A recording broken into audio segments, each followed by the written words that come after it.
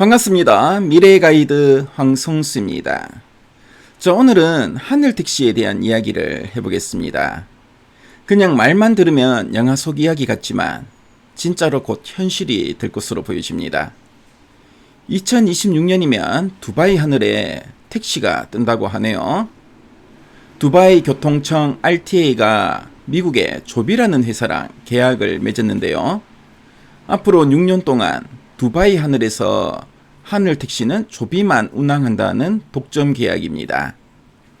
그리고 영국의 스카이포츠라는 회사가 버티포트, 즉 하늘 택시 정류장 같은 걸 4곳에 짓고 있는데요. 공항, 도심, 마리나, 신도시를 잇는 구조라고 합니다. 이미 시범 비행도 성공했고요. 두바이 국제공항 옆 1호 버티포트는 착공에 들어갔다고 합니다. 이게 바로 세계 최초 상업용 하늘택시의 시작이라고 할 수 있습니다. 하늘택시는 기술만 좋다고 되는 게 아닌데요. 3가지 바퀴가 함께 돌아야 굴러갑니다. 첫 번째는 기술, 두 번째는 인증, 세 번째는 사회적 수용인데요. 기체를 만드는 회사, 운항을 맡는 회사, 버티포트를 짓는 회사, 하늘교통을 관리하는 정부기관까지 다 협업해야 됩니다. 쉽게 말해서 자동차 회사, 도로공사, 경찰청, 국토부가 같이 움직여야 하는 게 하늘택시 버전입니다. 이 프랑스 파리는 2024년 올림픽 때 하늘택시를 띄워보려고 했었는데요. 하지만 결국 실패했습니다. 왜였을까요? 첫 번째는 비행기 인증이 늦어졌기 때문입니다. 두 번째는 부품이 제때 안 들어왔고요. 세 번째는 시민들이 소음이 너무 심하다, 위험하다며 반대했기 때문입니다. 네 번째는 세느강 위에 임시로 만든 착륙장이 안전하지 않았기 때문입니다. 결국 보여주는 이벤트보다는 안전과 신뢰가 중요하다는 걸 깨달았습니다. 하늘택시도 결국 사람이 타는 교통수단이라고 할 수 있으니까요. 반면에 오사카는 훨씬 현실적이었습니다. 2025년에 열릴 일본 오사카 엑스포에서 하늘택시 시연을 합니다. ANA 항공이 조비와 손잡고 10분짜리 체험 비행을 준비 중인데요. 엑스포장 안에는 전용 버티포트도 짓고 있고요.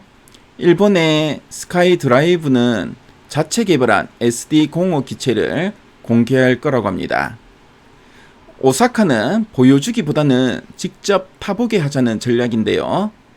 이런 식으로 시민들이 직접 보고 듣고 체험하면 하늘택시 생각보다 안전하네 라는 인식이 생길 것으로 보여집니다. 그럼 두바이는 왜 이렇게 빨리 움직일까요? 세 주체가 완벽히 맞물렸기 때문인데요. RTA는 정부이자 운영자이고요. 조비는 기체 제작과 운항을 담당합니다. 그리고 스카이포츠는 버티포트 건설과 유지 보수를 맡고 있습니다. 쉽게 말하면 공항공사, 항공사, 건설사가 하나의 팀으로 움직이는 셈인데요. 그래서 두바이는 계획만 있는 도시가 아니라 실행 중인 도시가 된 것이라고 할 수 있습니다. 그럼 이제 돈 얘기도 한번 해볼까요? 글로벌 하늘택시 시장은 2030년 이후 본격적으로 폭발적인 성장이 예상됩니다. 여객과 화물, 기체 판매를 다 합친 매출이 2035년에는 현재의 10배 이상 커질 것으로 보여지는데요. 전기차가 처음 나왔을 때처럼 이 산업도 초기 진입자가 큰 보상을 받는 구조라고 할 수 있습니다. 우리나라도 준비하고 있는데요. KUAM 그랜드 챌린지라는 프로젝트입니다. 1단계는 전남 고흥에서 조비 S4가 비행을 성공했고요. 2단계는 수도권에서 실제 노선을 검증합니다. 인천 드론 센터에서 김포공항과 여의도까지 시범 운행을 계획하고 있다고 합니다. 자, 정부에서는 2028년 상용화를 목표로 민간 합동 TF를 운영 중인데요. 지금은 고흥 하늘을 날지만 몇 년 뒤에는 한강 위를 날 수도 있다고 보여집니다. 자, 그럼 하늘 택시가 뜨면 누가 돈을 벌까요? 도로 대신에 버티포트를 지을 건설사들입니다. 대우건설, GS건설, 현대건설은 이미 설계 컨셉트를 내놓았고요. 현대엘리베이터는 H포트라는 수직 연결 시스템을 개발 중입니다. 롯데렌탈은 버티포트 운영 인프라 사업을 검토 중입니다.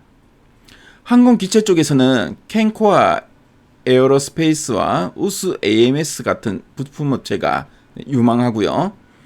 자, 그래서 하늘길 인프라는 곧 새로운 도로가 되는 셈이라고 할 수 있습니다.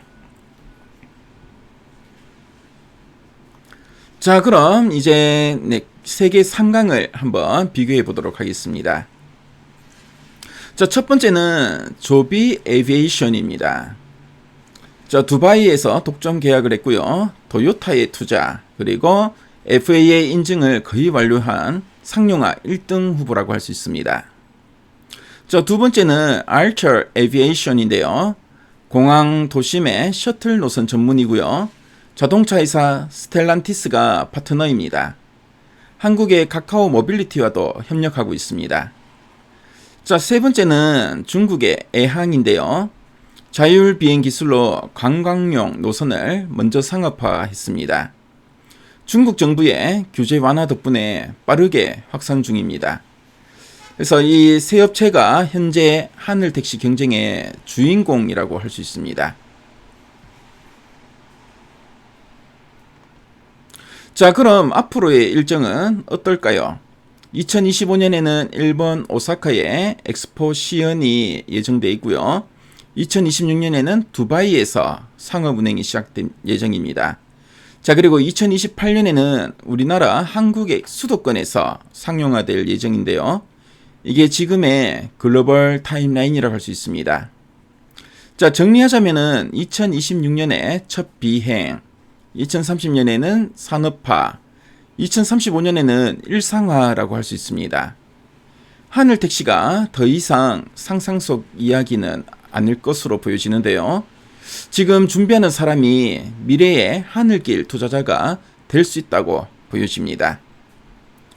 자, 그럼 오늘 한 내용을 정리해 보겠습니다. 자, 2026년 두바이에서 하늘 택시가 상용화되고 오사카는 엑스포로 신뢰를 쌓고 우리나라 한국은 2028년을 목표로 달린다. 이렇게 정리할 수 있겠네요. 자, 이제 도로 위가 아니라 하늘길에서 새로운 경쟁이 시작됐습니다. 자, 언제나 여러분의 성공 투자를 응원하겠고요. 자, 이 늦은 밤까지 함께 해주셔서 정말 감사합니다. 남은 하루 편안한 시간 되시기 바랍니다. 지금까지 미래가이드 황성수였습니다. 감사합니다.